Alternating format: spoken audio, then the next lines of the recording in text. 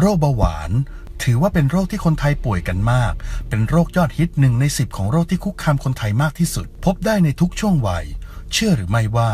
มีคนอีกจำนวนมากที่ป่วยด้วยโรคเบาหวานแต่ไม่รู้ตัวทำให้ละเลยการดูแลสุขภาพอย่างถูกวิธีและอาจนำไปสู่โรคอื่นๆอันเป็นภาวะแทรกซ้อนที่รุนแรงได้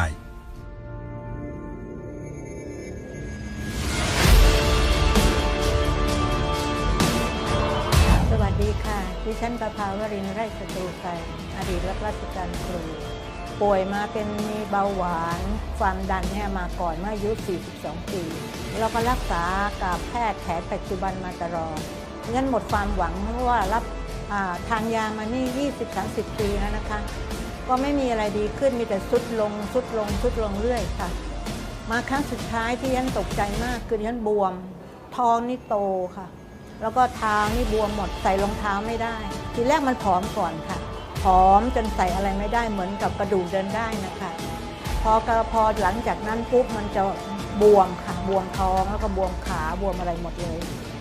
ก็ใส่อะไรก็ไม่ได้ทีนี้ทีแรกใส่หลุดตอนนี้มันไม่หลุดแล้วแต่ว่ามันใส่อะไรไม่ได้ค่ะแล้วก็หมดแรงอาหารไม่อยากทานก็นอนอย่างเดียวค่ะนอนอย่างเดียวลืมตาพูดก็ไม่มีแรงที่จะขยับตาที่จะมองคนนะคะก็คิดว่าตัวเองนี่คงจะหมดแล้วค่ะหมดอายุแล้วว่างั้นเพราะอายุดิฉันตอนนี้ก็ปาเข้าไป78ย่างเข้า79มา3 เดือนแล้วค่ะก็เลยมาโชคดีค่ะที่ฉันได้เจอกับเซนิตินโดยคุณอ่อนสุริเยมาแนะนำคือมาซื้อของที่ร้านดิฉันแล้วก็เลยเห็นดิฉันนอนอยู่แบบหมดสภาพก็เลยได้ถามว่าเป็นโรคอะไรก็เล่าให้ท่านฟังว่าดิฉันนี่เป็นโรคเบาหวานความดันจากการที่ไปตรวจคุณหมอบอกว่าอย่างนั้นแกก็เลยบอกว่าอย่างนั้นแม่ทานตัวนี้สิลองดูดิฉันบอกว่ายาฝรั่งยังเอาดิฉันไม่อยู่เลยทุกอย่างดิฉันทานหมดแล้วไม่มีอะไรดีขึ้นสำหรับดิฉันแล้วถามว่าแพงไหมแกบอกว่ามันก็แพงอยู่นะแต่ว่ามันได้ผลดีมากฉันบอกเอาอีกแล้วมาหลอกอีกแล้วให้กินยานู่นยานี่คิดว่าไม่ทานดีกว่าก็เลยปฏิเสธไปค่ะว่าไม่ทานแกก็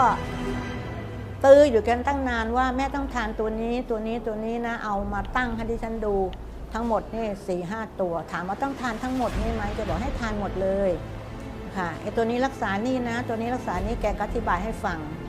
ดิฉันก็เลยว่าไม่เอาวันแรกปฏิเสธไปก็ยังไม่เอาค่ะลุงขึ้นมาอีกค่ะมาหาดิฉัน3 วันติดจนฉันเกิดความแบบรำคาญคือเราไม่อยากพูดคือเราอยากนอนมากกว่าแกก็มานวดให้บีบให้มันก็จับตรงไหนมันก็มาอะไรบุ๋มหมดละค่ะมันบวมฉุกอะค่ะแกก็บังคับให้ดิฉันทานก็ฉีกเดี๋ยวนั้น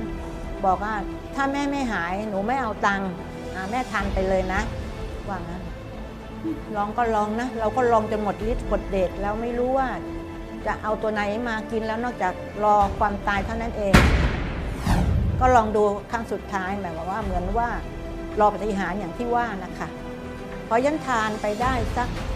4-5 วันแรกค่ะมันหนักขึ้นมากเลยค่ะอย่างที่เวียนหัวเนี่ยเวียนหนักขึ้นนะคะอย่างที่ขาแขนเนี่ยเรายังพอว่ายกได้ยกไม่ได้เลยค่ะมันหนักไปทุกส่วนของร่างกายหนักไปหมดแล้วจนสามีบอกว่ายามันแรงมั้งพักก่อนดีไหมอะไรอย่างเงี้ยเรากินยาหลายตัวนักมันจะสู้ไม่ไหวเดี๋ยวตับไตไส้พุงพังหมดฉันบอกว่าไหนๆก็ไหนๆแล้วก็ลองทานมาอีกค่ะต่อมาอีกประมาณสัก4-5 วันหลังจากที่มันหนักลงนะคะมันเริ่มดีขึ้นค่ะมันเริ่มเบาขึ้นลุกขึ้นนั่งได้ไปห้องน้ำได้แต่ก่อนนี้ไปไม่ได้เหมือนกันต้องแบบว่ามีคนพยุงไปไม่มีแรงที่จะเดินพอทานยาไปได้ประมาณ1 เดือนครบกำหนดที่หมอสั่งให้เราไปเช็คค่ะเราก็เข้าไปเช็คปรากฏว่าความดันดิฉันหายไปครั้งแรกนะคะเบาหวานลดลงจาก200 กว่าก็เหลือแค่100 กว่า140-150อะไรเรานี้ค่ะแล้วพออีกหมอนัดอีกเดือนหนึ่งให้ไปอีกยังก็ทานยาตัวนี้มาตลอดนะคะ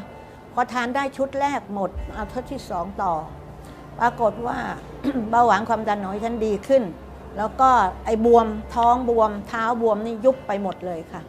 กลับมาสู่สภาพปกติ แล้วก็ไปทำมาค้าขายได้นะคะเช้าก็ไม่ใช่ตื่นสายนะคะตื่นตั้งแต่ตี 3 ตี 4ซึ่งที่จะไปเปิดร้านขายของก็ไปได้ตามปกติค่ะ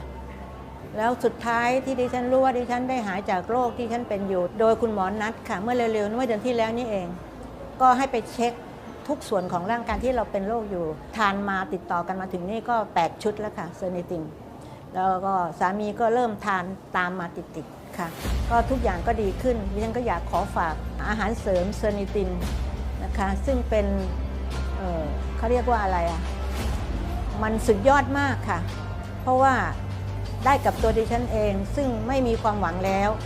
แต่กลับได้ชีวิตคืนใหม่เพราะว่าเหมือนกับว่าดิฉันได้ชีวิตใหม่ซึ่งว่ามันน่าตายไปแล้วตั้งแต่ต้นปีละค่ะมันยังอยู่ได้ถึงวันนี้ดิฉันก็ขอขอบคุณเซอร์นิตินและอยากจะบอกให้ทุกคนนะคะที่เป็นเหมือนอย่างดิฉันเชื่อใจในผลิตภัณฑ์ตัวนี้คือเซอร์นิตินนะคะถ้าเป็นตรงกับดิฉันนะคะขอให้รีบทานเลยค่ะขอบคุณมากค่ะเซอร์นิตินคือคำตอบของคนรักสุขภาพ